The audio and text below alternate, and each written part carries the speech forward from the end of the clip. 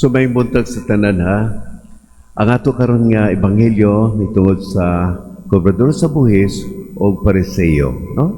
So tanawon na nato ha kay gamay ra man nga background udlo nga kibaw na matani no nga kaning pariseo mo lagi isulti sa English nga sila mao separated ones murag gilahi gud sila. Ang feeling nila sila gud lahi, no? Separate ones, sila gud pinakadisiplina, sila ka pinakadeboto o devout, maayo nga tao gud sila, hardworking, no? Dili ka nang silang tuog.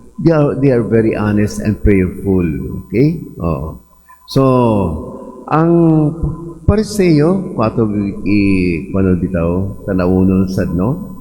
Kini sila mga committed gud sila nga mga religious people, no? Committed na sila sa religious traditions and kanang highly respected, no? But pasabot nga angat gud sila. Unya maayo man sila nga tao. Ngano man tungod kay muampo sila regularly. Kumbaga sa ato simba gud sila sa adlaw-adlaw, no? O sa ma-observe gud sila sa kining 10 commandments ni Jesus, no? Sa ato Ginoo o magpuasa pa sila Monday o Thursday. And then, dili sila kanang, halimbawa, may nauban nga, halimbawa sa West Philippine Sea, murag mo kuan sa China, dili na sila, no? Dili sila mo connive, wala sila collaboration sa Roman military, no? Kining tax collector, mao ni siya kanusahay, di ganahan mga tao, kaya mulik tabiat sila boys, no? Unya, mao ni sila may very low ang moral standards nila, nga naman, tungod kay makapatindog din sa balay, kasi din, murag bitaw, corruption ba, murag mo corrupt, no? O corruption ni siya, no? O, unya, sa nasod, ang pagtanaw nila sa mga tax collectors, so, kining mga uliktag buhis, kining dili sila, kanang hugaw sila. Tinod matun, hugaw tungod kay, dato nga, pero ang ilang hagi, kuhaan o kwarta sa mga pobre masad, okay? O, unya, kini ang tax collector, mukunay with Romans, no? Kini bitaw, bahala na. Nasa kupon sa ubang nasod, sa kupon sa ubang teritoryo, basta makakwarta lang sila ba? Anak sila, no? Unya, gitawag ni sila nga public sinner, no? Unya, mga traitor, mga traidor, unya, mga kawatan, no? Unya, ginahuthutan ng mga tao, especially mga poor, no?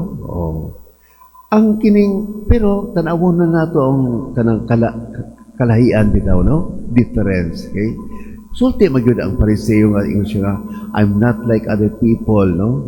Di ako katulad sa kanang uban nga kanang kawatan, kanang mga mambabay o katulad ng tax collector, ya pag ipanganlan, no? Yung siya nagpasko na siya, puasa siya twice a week. Kay dapat once a week ragod na siya, pero twice pagani nila, no? So niya, naghatag po siya, nakapulo ba? Mudunay ito sa simbahan sad, no? So, but pasabot ani nga wala niya gi-recognize ang Ginoo ba, no? Iyalago ko galiyo ya gi-recognize, no? Especially, wa siya magtuo kini nga ang Dios maluluyon sa tanan kay kanang righteous man siya. Unya, mao na gitawag nga spiritual arrogance, no? Murag sila gyud maski pamitaw murag angat gud sila sa uban, no? So ang tax collector naman sa lain bahin, no? Ingon siya dito siya layo tayo gud ingon siya sus Ginoo ko kaluy taon ako makasasala gud ako anak siya, no? Sa verse 13. So kanang aware siya sa iyang makasasala, and then aware siya na kinahanglan gud siya sa kaluoy sa Dios. Okay? So karon, unsa may reason nga no si Jesucristo gi hatag ining parabol kanato, no? Una, tungod kay ipakita niya nga ang kalahi okay raman ang pariseo, pero ang dila niya ganahan kinibitaw grabe ka mapatas on, no? Very very proud because they trusted in themselves. Kitong tax collector taon nangita na gyud, no? Nagtuo na gyud sa kaluoy sa Ginoo. Okay? So karon kinsa ang nindot nga na pag-ulit sa balay, kinsa ang satisfied ang tax collector. Kaya nga naman, tungod kay iyaha ang Ginoo, no? So karon ang ato nga pangutanon, mao nga pangutana nato. Kinsa man ato isundon? Kinsa man sa duha ang dapat ang sundon? Actually wala gyud. Kay pareho man sad sila, no?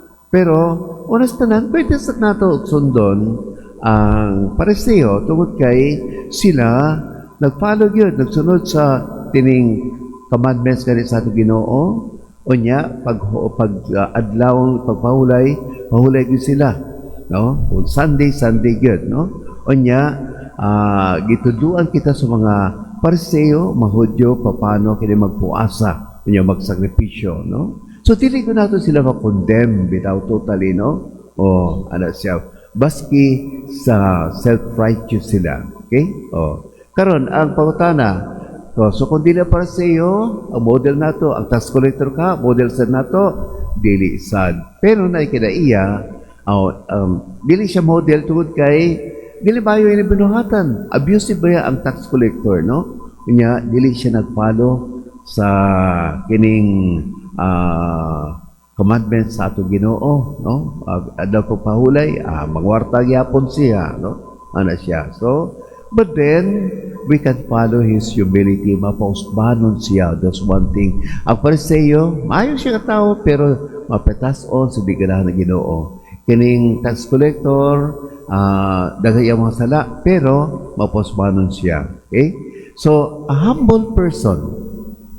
Unsa man yung humble person, ready to accept constructive criticism. Kung mapausbanon kita, isultihan gani kita, baski masakitan pa kita, okay na gunas tanan tungod kay makadawat kita. Pero kanang tao bitaw nga i-correct nimo, unya masuko, mapitaso, pareseo na siya. Okay? Ang mapuspanon nga tao, dili niya kubli ba, dili itago ang iya mga kanang buhat nga dili maayo. Iya guna i-expose sa niya, ngayon siya pasaylo, sala siya. So, willingly change for the better, ana ang humble person. Okay? So, sa may mga lessons na makuha nato diri karon sa atong ebanghelyo, una ba, kay tanaman kita nakasala, no? I-admit nato ang atong mistakes and sinfulness. Baski pari kita, baski unsa kita, mangayo kita pasaylo, kung nakasala go kita, unya aminin, no? Pasabot, dawaton. Unya, kung papilion kita sa mapitason o sa magpapusbanon, pilion nato yun ang to become humble, no? Kanya, number 3, no? Ato yun nga, pilion ang atong Ginoo. Kay kibamatang demonyo na aguna termino. Unya, ikaupat nga importante gud para sa ako, para sa atong tanan, mao nga, mag-ampo kita prayerful. Okay, prayerful. So, ang no, ang ato nga question, paano kita maging grateful, no, sa atong Ginoo? Simple lang yun. Every day, taga-adlaw, we can be grateful to our Lord by counting our blessings. Accepting lang kung ano lang yun ang atua, mga ginagmay nga mga blessings sa atong Ginoo, pasalamatan nato siya. Kung magpasalamaton ang atong kasing-kasing, baka na ang simbolo sa atong pagpausbanon, kay tungod kay ato